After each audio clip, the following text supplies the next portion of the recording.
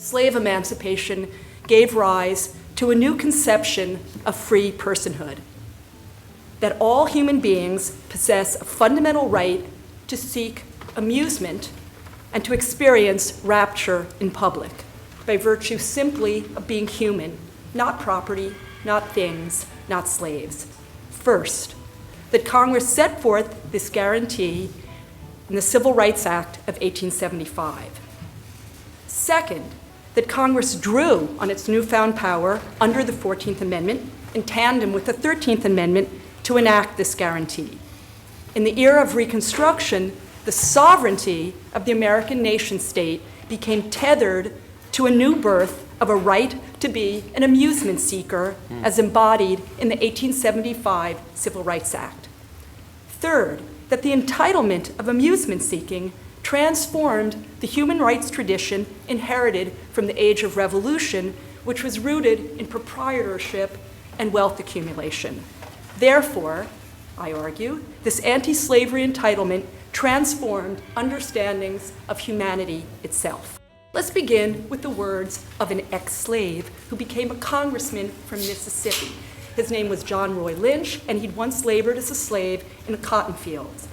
Speaking of the 1875 Civil Rights Act in Congress, John Roy Lynch put it simply, quote, "This bill has for its object the protection of human rights," end quote.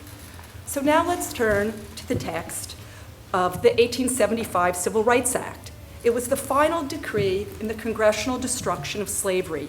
It was meant to eliminate the last vestiges of slavery.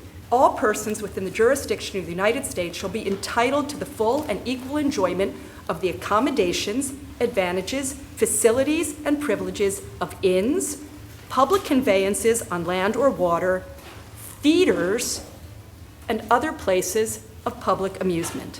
This was an idea of freedom nowhere to be found in prior declarations of the rights of man and citizen. Famously, the United States Supreme Court struck down the 1875 Civil Rights Act as an unconstitutional intrusion of congressional power into private affairs, thereby reining in the emancipatory reach of the 14th Amendment.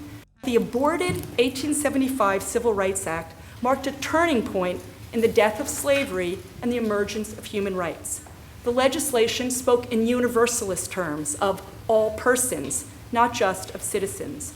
The freedoms it enumerated did not simply echo older declarations of natural rights.